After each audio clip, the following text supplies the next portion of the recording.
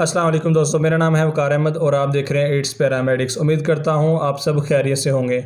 दोस्तों, आज मैं हाज़िर हूं एक बहुत इंटरेस्टिंग वीडियो के साथ। इस वीडियो की काफ़ी ज़्यादा डिमांड थी, तो सोचा क्यों ना इस फील्ड के मतलब, इस डिग्री के मतलब आपको डिटेल से बता सकूँ।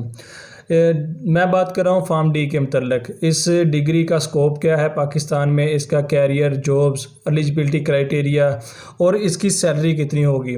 अगर आप इन सब चीज़ों के बारे में जानना चाहते हैं, इन सब चीज़ों की डिटेल हासिल करना चाहते हैं, तो आपको वीडियो लास्ट तक देखनी होगी।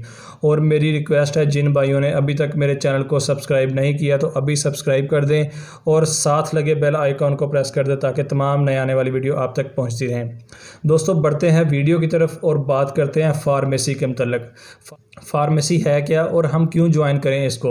दोस्तों, फार्मेसी के मतलब कहा जाता है कि खुदा के बाद डॉक्टर ही है जो रुए ज़मीन पर मरीज़ की जान बचा सकता है। इस बात में कोई दो राय नहीं कि डॉक्टर किसी इंसान की जान बचाने में सबसे अहम किरदार अदा करता है। लेकिन कोई डॉक्टर किसी मरीज़ की जान सिर्फ चेकअप करके बचा सकता है? ये सवालिया निशान है। नहीं, क्योंकि कोई भी डॉक्टर किसी मरीज़ के इलाज के लिए दवाएं तजवीज़ कर सकता है, यानी वो सिर्फ उसको मेडिसिन ही तजवीज़ कर सकता है।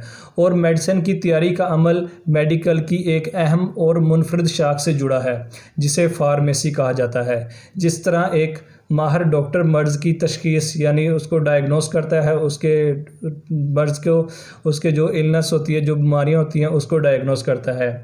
इसी तरह एक फार्मासिस्ट पेशेंट के लिए मेडिसिन तैयार करता है।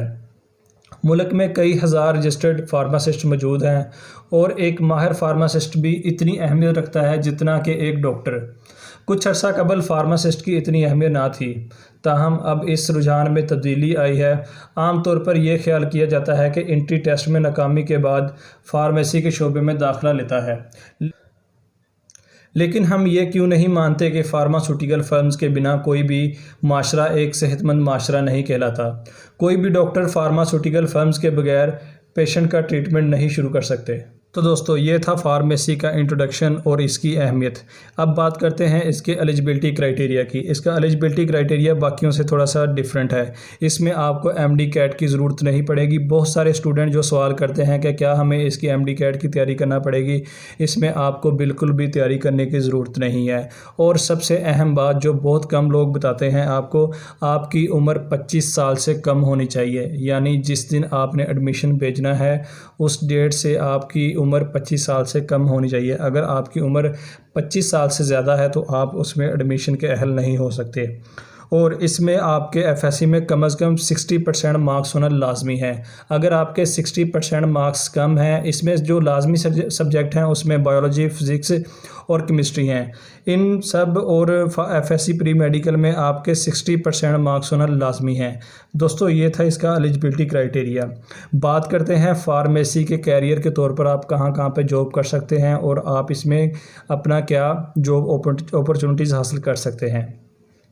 फार्मेसी डिग्री करने के बाद आप जिन शोबों में अपना कैरियर का आगाज़ कर सकते हैं, इनमें सबसे पहले कम्युनिटी फार्मासिस्ट, हॉस्पिटल फार्मासिस्ट के तौर पे काम कर सकते हैं। इसके अलावा इंडस्ट्रियल रिसर्च फार्मासिस्ट, रिसर्च और development pharmacist, quality controller, production, marketing वगैरह शामिल हैं। यही नहीं, आपके पास ज़ाती बिज़नेस करने के भी कई मौके मौजूद हैं।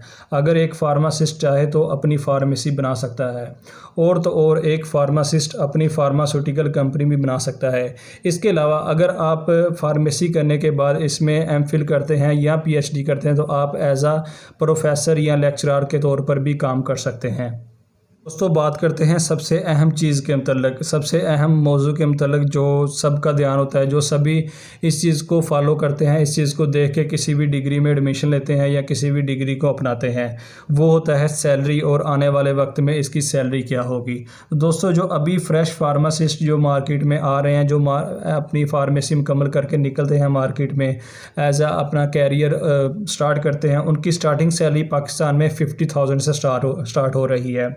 और ये लगभग 2 लाख तक भी पाकिस्तान में हो सकती है, क्योंकि ये डिपेंड करता है आपके एक्सपीरियंस के ऊपर, आपका एक्सपीरियंस कितना है और आप कौन सी फर्म्स और कौन से इलाके में काम कर रहे हैं। दोस्तों ये थी इसकी सैलरी, स्टार्टिंग इसकी सैलरी बहुत अच्छी है। इसके अलावा आप अपना कारोबार भी कर सकते हैं, अपनी फार्मेसी, अपनी कंपनी वगैरह, इसमें बेशुमार अपॉर्चुनिटीज़ हैं। आप किसी भी हॉस्पिटल या किसी भी टीचिंग हॉस्पिटल वगैरह में, किसी भी पैरामेडिकल इंस्टीट्यूट में आप एज अ लेक्चरर के तौर पर भी काम कर सकते हैं। इसमें आपको बेशुमार मौके मिलेंगे। दोस्तों ये थी इन सब चीज़ों की मालूमात, आपको मैंने इसकी अहमियत बता दी, आपको इसके कैरियर के मतलब बता दिया और इसका एलिजिबिलिटी क्राइटेरिया, और लास्ट में आपको सैलरी के मतलब भी बता चुका हूँ। दोस्तों रह गए इंस्टीट्यूट। मुझे वीडियो के कमेंट्स में लाजमी बताएं आप किस इलाके में हैं और कौन से इलाके में आप एडमिशन लेना चाहते हैं, तो फिर आपको उस हिसाब से इंशाल्लाह इंस्टीट्यूट भी बताता रहूँगा। ऐसे काफ़ी ज़्यादा इंस्टीट्यूट हैं जो पाकिस्तान में फार्म डी की डिग्री करवा रहे हैं, लेकिन ऐसे बहुत ज़्यादा टाइम भी आपका वेस्ट हो जाएगा और आपको समझ भी नहीं आएगी। जिन भाइयों को ज़रूरत है जो इसमें एडमिशन लेना चाहते हैं, तो वो मुझे कमेंट्स में लाजमी बताएं कि आप किस इलाके से हैं। मैं उस इलाके के हिसाब से आपको मुख्तलिफ यूनिवर्सिटीज़ और इंस्टीट्यूट के बारे में बता दूंगा इंशाल्लाह। जहाँ तक मेरी अप्रोच होगी मैं आपको इंशाल्लाह गाइड करने की कोशिश करूँगा। दोस्तों वीडियो देखने का शुक्रिया। मेरी वीडियो को शेयर कीजिए और उन दोस्तों तक शेयर कीजिए जो कि मेडिकल फील्ड में इंटरेस्टेड हैं। Thank you.